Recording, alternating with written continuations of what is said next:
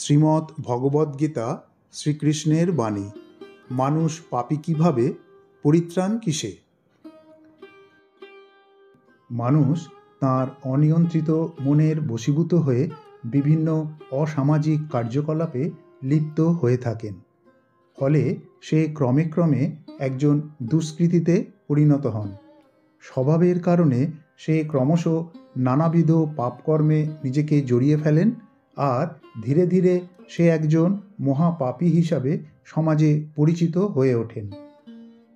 ভগবদ্গীতার ৩য় অধ্যায় কর্মযোগের ৩৬ নম্বর শ্লোকে অর্জুন শ্রীকৃষ্ণকে জিজ্ঞাসা করলেন, মানুষ কার দ্বারা পরিচালিত হয়ে অনিচ্ছা সত্ত্বেও কেন বলপূর্বক নিয়োজিত হয়ে পাপ আচরণে প্রবৃত্ত হন? ভগবান বললেন, সমস্ত জীব তাদের ইন্দ্রিয়গ্রাহ্য বস্তুতে আসক্তি অথবা বিরক্তি অনুভব করে, কিন্তু এই রূপে ইন্দ্রিয় ও ইন্দ্রিয়ের বিষয়ে বশীভূত হওয়া উচিত নয়, কেননা তা পরমার্থিক প্রগতির পথে বাধার সৃষ্টি করে। আসুরিক স্বভাবযুক্ত ব্যক্তিরা ধর্ম বিষয়ে প্রবৃত্ত হতে জানেন না এবং অধর্ম বিষয় থেকেও নিবৃত্ত হতে পারেন না। তাঁদের পবিত্রতা নেই, সদাচার নেই এবং সত্য ও সততা নেই। এইরূপ আসুরিক স্বভাবযুক্ত ব্যক্তিরা বলেন, এই জগৎ মিথ্যা, অবলম্বনহীন এবং অবিনশ্বর। কামবশত স্ত্রী ও পুরুষের মিলনেই এই জগৎ উৎপন্ন হয়েছে, কাম ছাড়া অন্য কোনো কারণ নেই।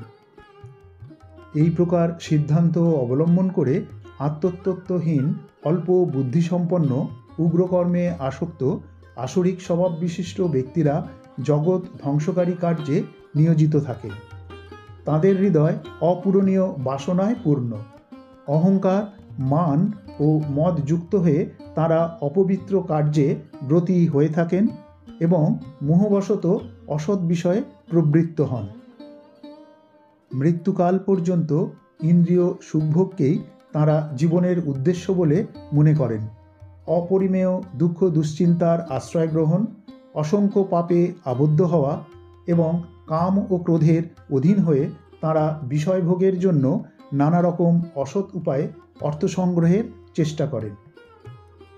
নানা প্রকার দুশ্চিন্তায় বিভ্রান্ত হয়ে এবং মোহজালে বিজড়িত হয়ে কামভোগে আসক্তচিত্ত আসরিক স্বভাবযুক্ত ব্যক্তিরা অশুচি নরকে পতিত হন।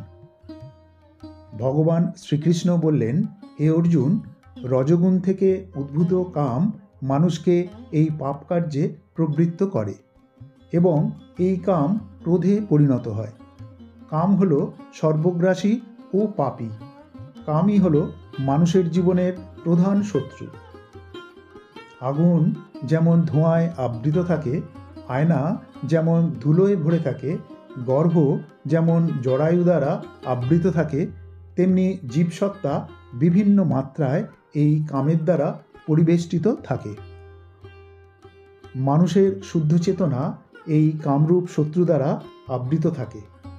দুর্বার গতিসম্পন্ন আগুনের মতো এই কাম সর্বদা অতৃপ্তই থাকে।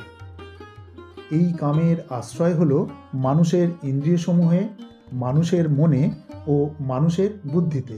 ফলে এই কাম মানুষের প্রকৃত জ্ঞানকে আচ্ছন্ন করে রাখে ও তাকে বিভ্রান্ত করে তোলে।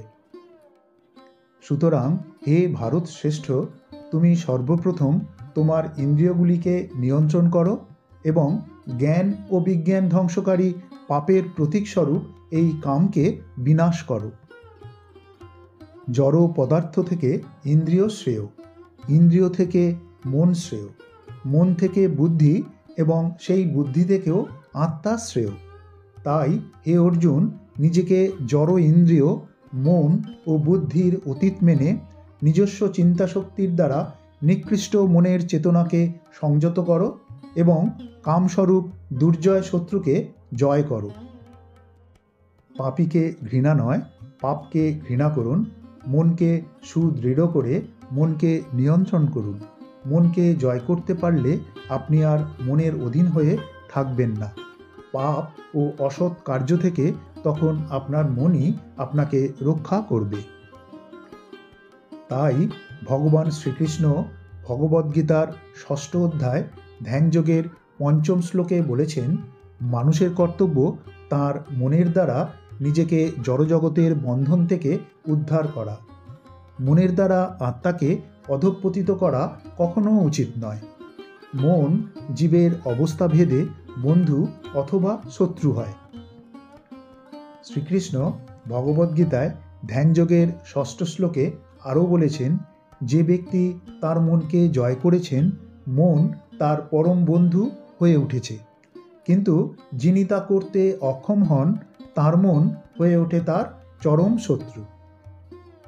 সুতরাং মনকে নিয়ন্ত্রণ করুন, নিজেকে শুভকর্মে নিয়োজিত করুন এবং এক নির্মল সুস্থ জীবন অতিবাহিত করুন।